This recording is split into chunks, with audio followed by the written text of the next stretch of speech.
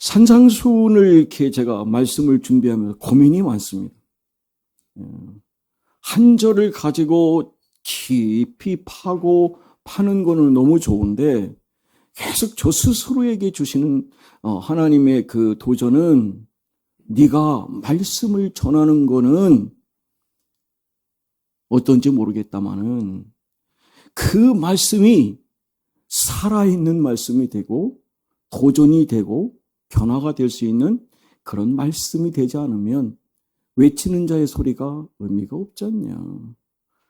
그리고 너 전하는 거는 그렇게 전하지만 네 스스로가 정말 말씀 앞에서 경외하는 마음을 가지고 이 생명의 말씀을 듣고 순종하는 그런 모습을 네 스스로가 먼저 살고 있는가.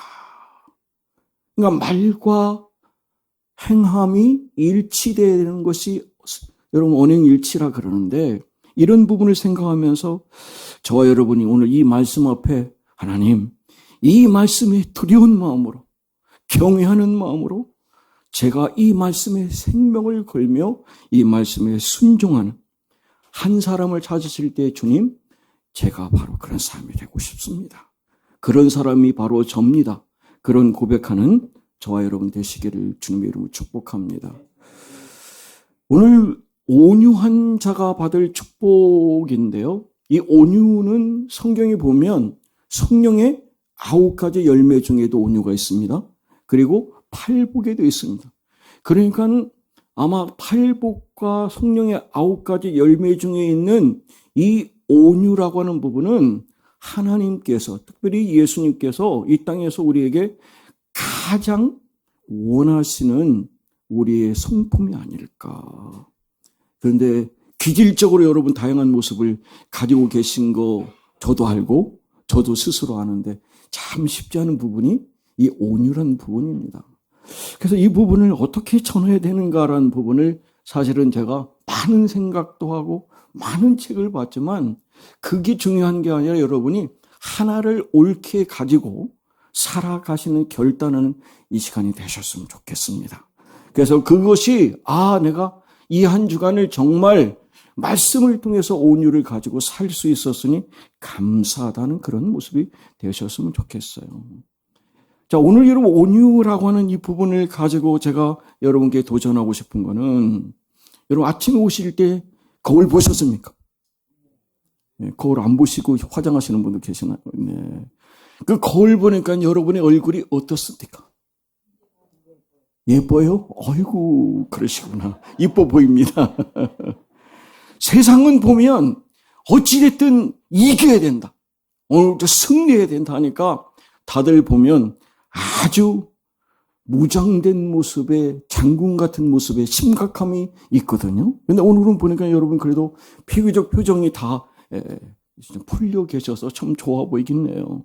세상 사람은 이렇게 강한 사람, 목소리 큰 사람이 이긴다. 절대로 밀리지 마라.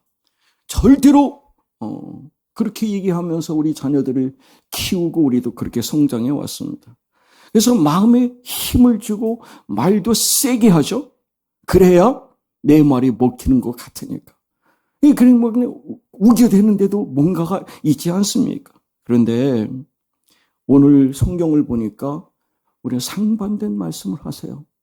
온유한 자가 복이 있다. 그러면서 이 땅에 뿐만 아니라 하늘나라에서 영적인 것뿐만 아니라 사회적인 관계 속에서 하나님은 놀라운 땅의 축복을 주신다. 영권과 인권과 물권을 주신다고 하는 그런 약속의 말씀을 하고 있거든요. 그러니까 세상은 강한 자가 땅을 차지한다고 말씀하지만 예수님은 온유한 자가 땅을 기업으로 받는다. 철학적으로 모순됐습니다. 그리고 현실적으로도 이거는 역설적인 거죠. 그래서 이 온유란 부분을 제가 이 짧은 시간에 저와 여러분 어떻게 하면 이것을 우리가 받아들이고 어떻게 이걸 가지고 살아갈 건가 이런 결단하는 이 시간이 되셨으면 좋겠습니다. 인도에 마하트마 간디라는 분을 여러분 잘 아십니다. 노벨 평화상을 받은 세계가 존경하는 인물 중에 한 사람이죠. 그분은 힌두교인이었는데 성경을 참 자주 읽었다 그래요. 특별히 마태복음 5장, 6장, 7장 우리가 하고 있는 이 산상수훈은 그분은 자주 애독하는 구절이었다 그럽니다.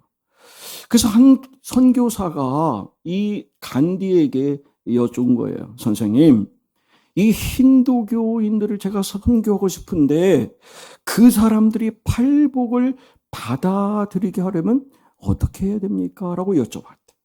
그랬더니 이분이 뭐라고 했냐면 장미꽃처럼 하셔야 합니다.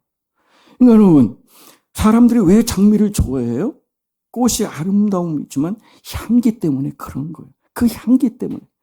그래서 이 향기 때문에, 그래서 예수 믿는 사람들이 산상수훈대로 산다면 그 향기 때문에 힌두교인뿐만 아니라 불교도 바로 이 하나님의 말씀을 믿고 따를 수 있지 않을까, 이렇게 얘기를 하셨다는 거예요. 여러분, 이 말이 참 말씀을 준비하면서 뼈가 제 마음이 아팠어요. 이 간디가 이렇게 한 이유가 있거든요.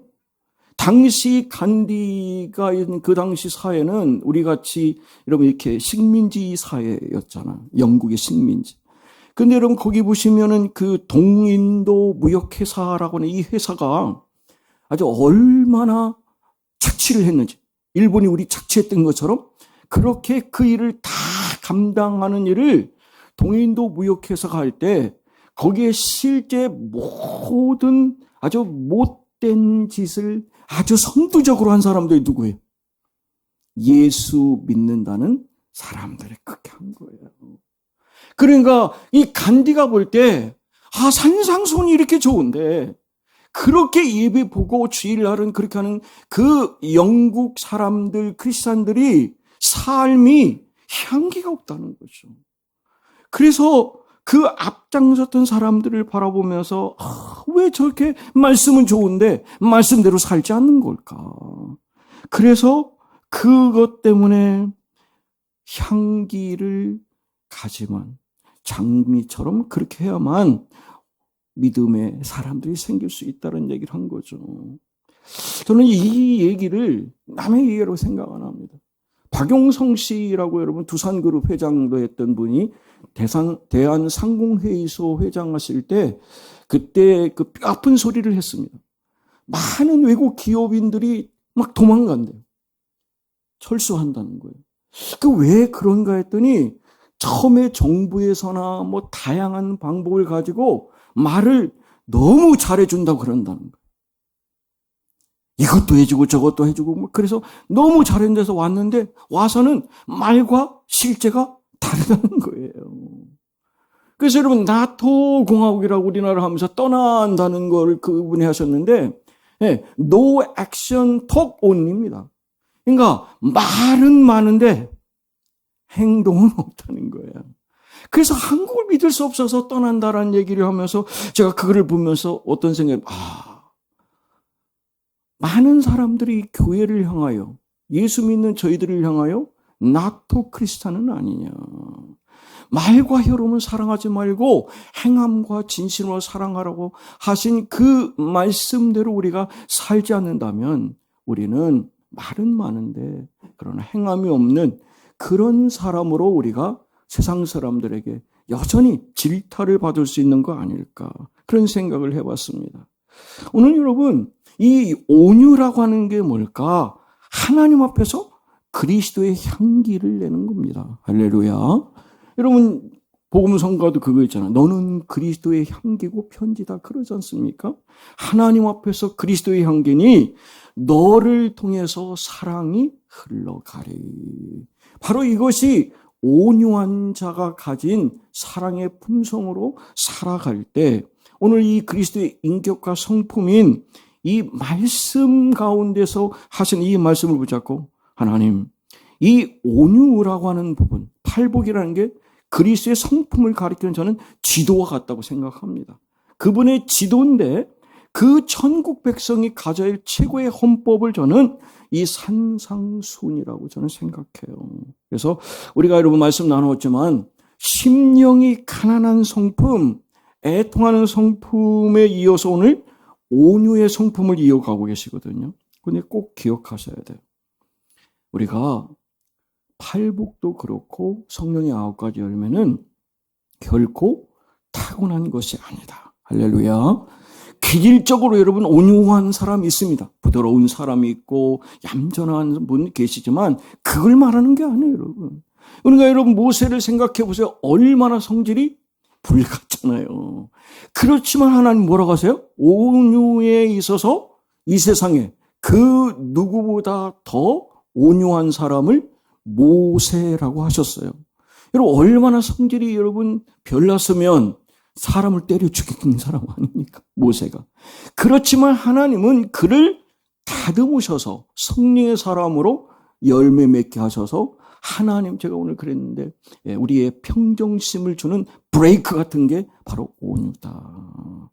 그럼 자동차가 뭐 예를 들면 뭐 최고의 고급 승용차라 할지라도 여러분 속력을 뭐 300km를 내고 뭐 그 이상을 낸다 하더라도 속력만 있는 게 아니라 꼭 뭐가 있어야 되죠?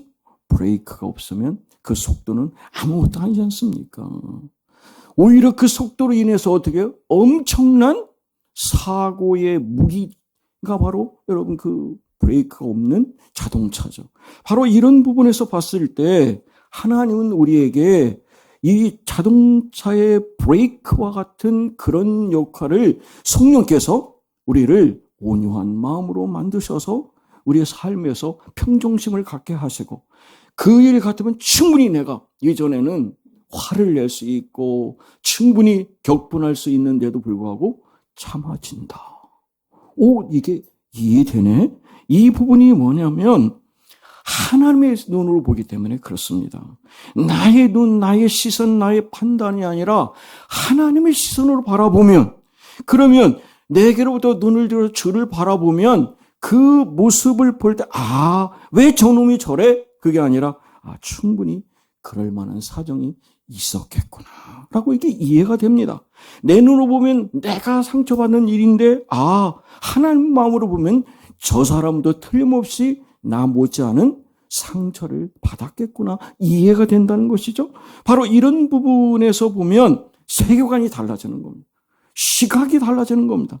내가 주인에서 이제 예수님이 주인으로 바뀌는 것. 그래서 이렇게 얘기를 하고 있어요. 이 프라우스라고 하는 이 온유라고 하는 부분은 다른 사람을 바라보면서 그 사람의 입장에서 그 사람의 마음을 살피는 것.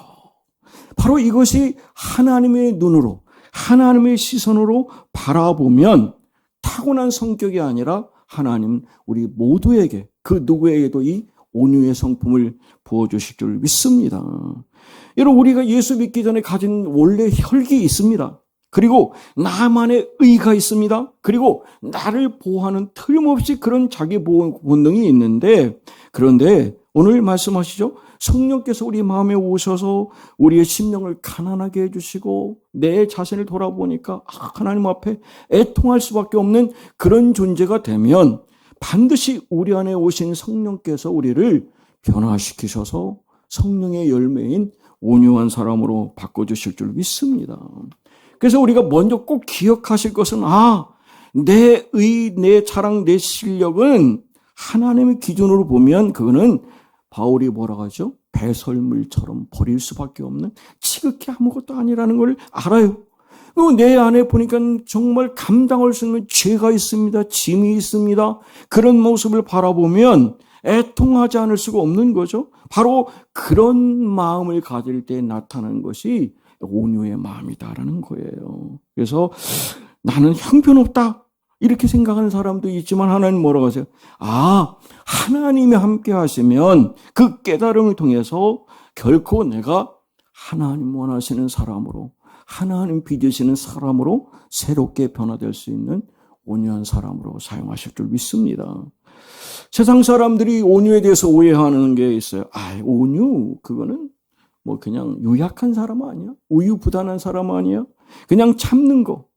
아무 말도 못하고 그냥 손해만 보는 거. 왜 기질적으로 저래가지고 사람이 그저 그 모양이야? 이렇게 얘기하는 사람들도 있습니다.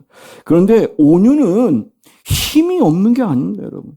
힘이 있음에도 불구하고 힘을 사용하지 않기로 마음을 먹고 절제하는 거예요. 그러니까 힘이 있어도 힘으로 살지 않기로 선택한 것입니다. 바로 그것이 말씀드린 것처럼 자동차의 브레이크와 같은 것이 우리의 영적인 평정심을 유지하는 데 있어서 하나님이 성령의 열매 중에 온유를 우리에게 부어주셨다.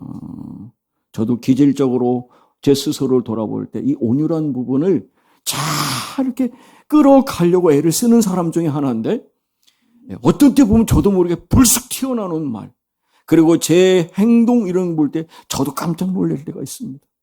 그럴 때 저는 어떤 생각을 하냐면, 하나님, 모세가 그렇게 온유한 사람이었잖아요. 그런데 마지막 물을 달라고 하는 백성들의 소리에 이 예전 혈기가 살아나가지고 한마디 한 거잖아요. 여러분, 원래 그냥 말로만 하면 되겠어. 하나님 그랬거든요. 그냥 물을 나올 수 있게 하라고 하는 그 하나님의 말씀을 듣지 않고 어떻게 했죠? 지팡이로 쾅! 쾅! 두 번 쳤어요. 그 일을 통해서 하나님 뭐라고 했어요? 야, 이놈의 자식아, 내가 너한테 뭐라고 했냐? 말만 하면 된다는데 왜 성질 부리냐? 그러고 끝내셨으면 되는데 뭐라고 하시죠? 너는 그 일로 인해서 젖과 꿀이 흐르는 가나안 땅에 들어갈 수 없다. 우리가 여러분 가나안 땅이라는 게 어디입니까? 장차 우리가 갈 하늘나라입니다. 우리는 하나님의 아들 예수와 뭐예요? 상속을 같이 받은 사람입니다. 그래서 우리는 공동된 후사다. 그래서 여러분 제가 말씀드리잖아요. 스도 형님과 우리는 하늘 상급이 다르지 않다. 할렐루야. 그러니까 영광의 주와 함께 왕노릇합니다. 할렐루야. 그게 하나님 우리에게 자녀로 우리를 축복해 주시고 맏아들과 같이 우리는 똑같이 상속을 주시는 거예요. 그러니까 여러분 땅을 차지한다는 게 이 땅의 땅도 되고 우리가 관계의 땅도 되지만 궁극적인 것은 뭐냐? 장차 우리를 하늘나라에서 영광의 주와 함께 왕노란 땅을 주신다니까. 할렐루야. 그런 부분에서 우리는 하나님 제 안에 이 성령의 열매인 온유를 꼭 저의 마음에 부어주십시오라고 기도하시는 저 여러분 되시기 원합니다.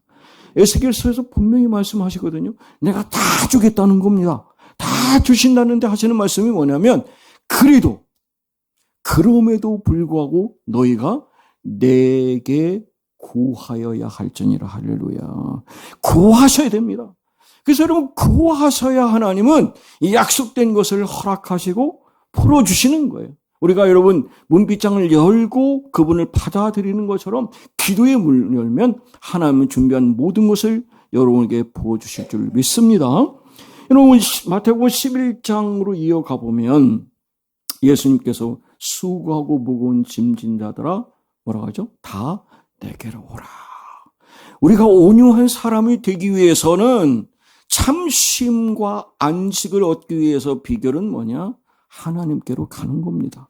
예수님께로 가서 그분 말씀대로 배우는 것이죠. 그 일을 통해서 결단을 요구하게 되는데 우리나라는 여러분 그 소가 멍에를 매면 이렇게 여러분 이렇게 된 이게 꺾기식으로 돼 있죠. 근데 이스라엘 고기 같은 경우는 이게 그냥 일자로 돼 있습니다. 일자로. 일자로 돼 있는데 그래서 좌우에 한 마리 두 마리가 함께 가는 거거든요. 여러분 엘리사가 여러분 보면 12결의를 가지고 그 밭을 갈았다가 할 때 그 12결의는 24마리를 말하거든요. 그러니까 우리로 볼 때는 이 멍에가 1인으로 생각하는데 예수님께서 뭐예요? 내 멍에는 쉽다라고 말씀하시잖아요. 그리고 너만 지는 게 아니라 예수님 뭐라고 그래? 나도 너와 함께 지옥 간다는 겁니다. 베세메소에 가는 2마리 암소처럼 나와 함께 하시는 예수님이 나의 멍에를 함께 메고 가시기 때문에 멍에가 쉽습니다. 할렐루야. 그리고 예수님 출신이 어디 출신이시죠? 목수 출신이에요. 그러니까 우리에게 가장 알맞는 멍에를 우리의 체적으로 맞춰서 지어주시기 때문에 쉽습니다. 가볍습니다. 여러분 나를 힘들게 하지 않습니다. 그것이 주인이 좋은 그분을 만나서 멍에가 가볍고 주인이 좋으니까 멍에가 무겁지 않습니다. 마음이 기쁘니까 기쁜 마음으로 그걸 감당할 수 있어요. 그래서 여러분 이 부분을 바라보면 하나님이 예수님을 통해서 나만 지는 게 아니라 나를 통해서 함께 지고 가시는 그분이 나와 함께 하신다. 그렇기 때문에 나는 감사다. 그분이 사랑이 있으시잖아요. 그래서 사도 바울은 그러잖아요. 날 위해서 죽으시고 날 위해 다시 사신 예수 그리스도. 죽음도 생명도 천사도 하늘의 어떤 권세도 이길 수 없는, 끊을 수 없는 그 끝사랑이 예수님의 십자가의 사랑. 그 사랑을 지시러 사순절의 이 기간에 우리가 다시 묵상하며 그분의 사랑이 온 인류를 구원했고 복음으로 하늘나라를 열게 하신 이 부분을 생각해 보십시오. 제가 그 말씀을 준비하면서 이렇게 감동되는 예화를 좀 공유하려고 그러는데요. 미국의 새희망교회 데일 갤로웨이라는 목사님은 자기네 교회 학교에 있었던 교회 학교 이야기입니다. 한 교사가 5학년 담당하는 선생님이 톰슨이라는 여자 선생님인데 그 자기 반에 아이가 하나가 있는데 왕따 당하는 아이가 텐이라는 아이가 있는데 늘 모든 학생들에게 왕따 당하는 이유가 여러분 코 질질 흘리고 막 목욕을 안 해서 막 역한 냄새가 나니까 주변 애들이 가까이 하려고 하지 않는 거예요. 시험 보면 늘 백지입니다. 백지. 그러니까 아무도 관심을 갖지 않는 거죠. 그 선생님이 볼 때, 얘가 왜 이런가라는 부분을 생활 기록부를 이제 뒤로 본 거예요. 1학년 때를 봤더니 착하고 미래가 보임. 2학년 엄마가 불치병. 3학년 엄마가 죽음. 아빠 무관심. 4학년 아빠 가출, 학대 추정됨. 이게 여러분 4학년 때까지 받은 거예요. 그러니까 이 얘기를 톰슨 선생님이 보고 가슴을 치며 울었습니다. 이 아이를 내가 바로 돌보지 못했구나 하는 생각이 들어서 그때부터 그 아이를 그러니까 우리가 방과후 수업을 시킨 거예요. 걔를 남겨서 가르치고 집에도 데려다 주고 그렇게 사랑을 베풀어 준 겁니다. 여러분 12월 이제 25일이 돼서 크리스마스 때가 되니까 각자 아이들이 선물을 다 좋은 걸 하나씩 가져와 선생님을 드리는데 이 테니는 가져올 수 있는 게 없잖아요. 막 그냥 그 진주 목걸이인데 가짜예요. 그것도 막 열애가 쑥쑥 빠져가지고 그냥 몇 개 안 달렸어. 그거 가지고 왔어. 그 선물. 그리고 지 엄마가 쓰다 남은 향수인데 그거 그냥 밑에 조금 남아있는 그걸 가지고 온 거예요. 애들이 다 비웃습니다. 아이고 저기 뭐냐 저기 선물이냐 그러는데 그것을 받은 선생님이 얘들아 이 목걸이 참 예쁘지 않냐? 이 향수 냄새도 너무 좋다. 내가 지금까지 맡은 것 중에 최고의 향수야 라는 얘기를 선생님이 할 때 여러분 아무 반응도 없죠 여러분처럼. 그렇잖아요. 아무 반응이 없어요. 그런데 그 얘기를 들은 이 테니가 울면서 나와가지고 선생님 그건 엄마 목걸이고요. 향수도 엄마가 쓰던 건데요. 선생님에게서 엄마 냄새가 나요. 그랬어요. 선생님에게서 엄마 냄새가 나요. 그랬어요. 바로 여러분 이 향수를 뿌려주셔서 너무 감사합니다. 엄마처럼 보여요. 라고 그 아이가 했습니다. 그러고는 그 아이가 6, 7년 지나고 고등학교 졸업할 때 학교에서 학교로 편지가 왔는데 2등으로 졸업했어요. 2등으로. 그리고 이제 대학에 가서 공부를 했는데 수석 졸업을 한 거예요. 이 아이가. 그리고 이제 4년, 그러니까 우리가 말하면 의학 전문 대학원에 간 거죠. 그래가지고 의사가 되고 결혼하는데 이가 이렇게 했어. 제 결혼식을, 저 결혼하거든요. 제 결혼식 때 선생님이 엄마 자리에 좀 앉아주세요. 그랬어요. 바로 이 부분을 통해서 저는 그래요. 그 사람의 자리에 내려가서 그 사람 눈으로 바라보면 생명을 살릴 수 있다는 거죠. 바로 이것이 하나님의 눈으로 우리에게 나와 함께하는 사람들에게 상처 입은 자에게 상처 입은 치유자가 될 수 있고 그 아이가 이러면 치유자가 됐잖아요. 의사가 됐잖아요. 그 일을 통해서 로마서 12장의 사도 바울은 우는 자들과 함께 우는 것. 이것이 저는 공동체고 온유한 공동체가 가야 될 예수 그리스도의 온유의 향기인 줄 믿습니다. 그러면 신은 죽었다라고 얘기를 하면서 막 그냥 온 세계에 영향을 끼쳤던 사람이 있습니다. 여러분 아시는 니체라는 사람이죠. 그 사람이 온유한 자는 복이 있니 저희가 땅을 기업으로 받을 것이라는 얘기 말 같지도 않다는 거죠. 그거는 약자들이나 노예들이나 하는 거지 강자는 그건 말도 안 된다. 얘기해서 그 사람 얘기한 게 초인, 슈퍼맨. 초인이야지. 그러면서 그 얘기를 했습니다.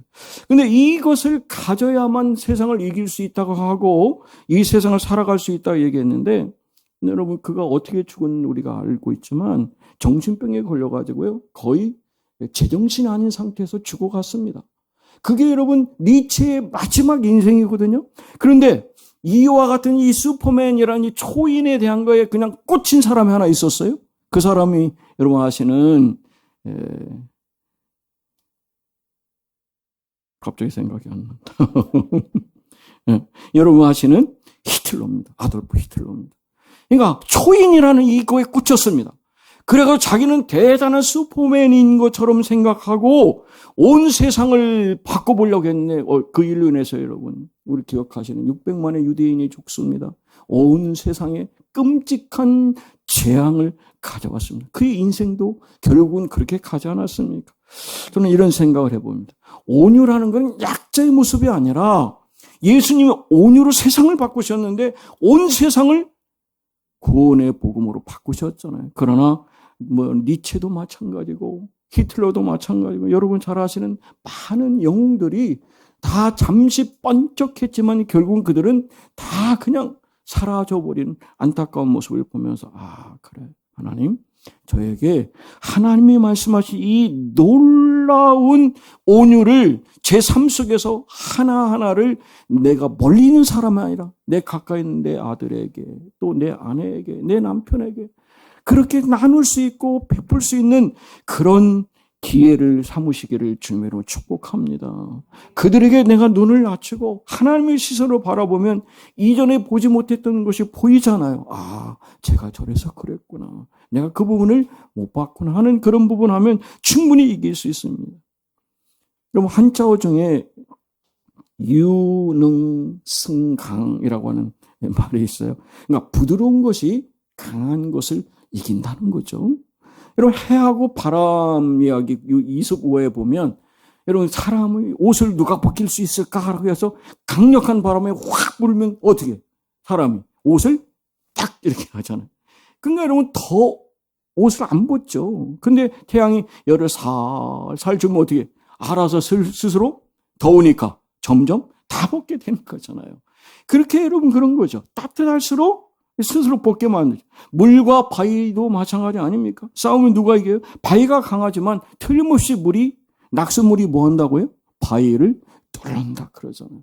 그러니까 우리가 부드러운 것이 일시적으로 볼 때는 약해 보이고 무력해 보이지만 궁극적으로는 하나님은 그 일을 통해서 부드러운 마음, 온화한 마음, 따뜻한 마음을 통해서 하나님의 나라를 세울 수 있도록 우리의 삶을, 환경을 내 자녀를 바꿔줄 수 있는 그 놀라운 힘이 바로 이 산상수훈을 통해서 있다는 거죠. 잘 아시는 나폴레옹이 여러분 마지막 그 헬레나 섬에서 죽어갈 때 한 말이 그랬습니다. 나는 정말 이 칼을 가지고 온 유럽을 정복했는데 결국은 실패하고 말았는데 근데 예수님은 그 사랑의 십자가를 통해서 온 인류를 정복하셨구나. 그것을 죽을 때 깨달은 겁니다. 바로 이것을 바라보면 하나님 우리에게 허락하신 이 온유를 통해서 다시 한번 결단할 때 온유한 자에게 화평을 주신다고 했고 평안을 주시는데 관계의 축복을 주신다는 겁니다. 여러분 그래서 성경에 보면 시편 37편에 보면 이런 말이 있거든요. 의인은 적은 소유를 가져도 하나님이 주시는 만족감, 자족감이 있기 때문에 그것으로 여러분 부러워하지 않고 잘 살아갈 수 있는 은혜가 있다는. 그래서 악인의 풍부함보다 의인의 적은 소유가 오히려 더 낫다라는 표현을 하고 계시거든요. 그만큼 우리는 영적으로 하나님과의 관계를 통해서 자족할 수 있고 그분의 은혜 때문에 살기 때문에 적다고 해서 그걸로 인해서 안타까워하지 않는다는 것이죠. 그래서 세상은 힘으로 점령하지만 하나님은 사랑으로 확장하는 이런 부분을 바라보면서 꼭 기억하십시오. 하나님 제 입에서 나오는 말이 제 삶의 그런 인품이 많은 사람들이 복음을 전하는 장미처럼 향기 나게 하시고 그 향기를 통해서 우리 교회에 하나님이 빚어내신 성숙의 열매가 많이 맺혀지는 우리 교회와 저 여러분 되시기를 주님의 이름으로 축복합니다. 그게 바로 온유한 자에게 허락하시는 하나님의 실질적인 복을 주세요. 그리고 여러분 말씀드렸지만 하늘에 영권도 주시면 물권도 주세요. 여러분 요셉도 그렇고 아브라함도 그렇고 이삭도 그랬습니다. 하는 일마다 하나님이 형통케 하셨다. 관계를 열어가십니다. 여러분 그의 삶을 열어가시거든요. 인권을 열어가시고 물권을 열어가시거든요. 그런 부분도 하나님은 온유한 사람에게 주시고 무엇보다 관계를 통해서 하나님의 역사를 쓰게 한다는 거죠. 여러분 폭력적인 언어를 쓰면 사람들이 가까이 안 합니다. 그러나 온유한 언어를 쓰면 사람들이 거기는 모여들고 계속 관계 형성. 이게 바로 간디가 말하는 향기. 바로 그것이 우리에게 주시는 거죠. 말씀드린 것처럼 궁극적으로 하나님은 하나님 나라를 우리에게 약속하셨습니다. 반드시 그 나라를 우리는 기대합니다. 예수님이 그러셨잖아요. 분명히 하늘나라에 너희를 위한 집이 있다라고 말씀하셨어요. 내가 가서 그 모든 걸 준비하고 그리고 너에게 다시 와서 반드시 너희들을 데려갈 거라. 그래서 두려워하지 말고 염려하지 말라 그랬더니 이게 하늘나라에서 우리에게 주시는 은혜인 줄 믿습니다. 그래서 우리가 찬양했지만 내 영혼이 은총리와 중한제됨을 벗고 보니까 그냥 내 마음속에 기쁨이 있습니다. 그래서 감사로 찬양할 수 있잖아요. 그게 궁궐이 됐든 초막이 됐든 감사할 수 있고 환경과 관계없이 자족하는 마음을 주셔서 그 은혜 가운데 사는 줄 믿습니다. 말씀을 마치겠습니다. 그럼 모세의 인생을 보세요. 40년간은 자신의 최고의 인생으로 생각했습니다. 그러나 결국 그 힘으로 혈기로 사람만 죽이고 도망자가 된 게 40년의 결과입니다.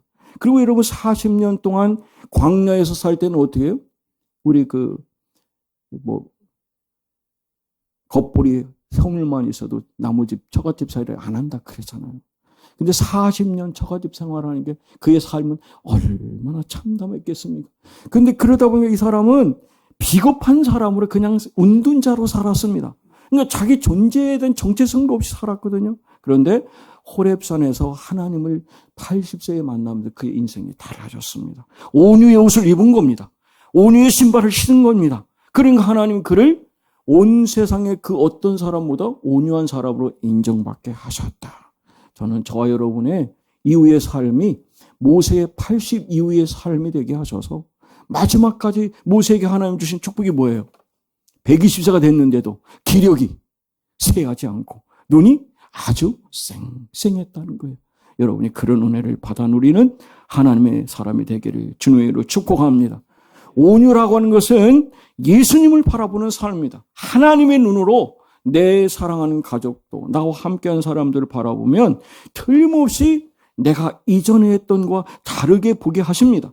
가정에서 직장에서 사람 사이에서 여러분 댓글 하나 달 때도 그런 마음을 가지셔 보세요. 그러면 우리 사랑하는 아버지가 어머니가 이전과 다르게 뭔가 내 마음에 감동을 주시는데 보니까 그게 어머니가 감동을 주시는 그 안에는 온유한 모습이 있으셨구나. 나도 그런 온유한 모습을 통해서 안아가고 품어가고 세워갈 수 있는 이 일을 해야 되겠다.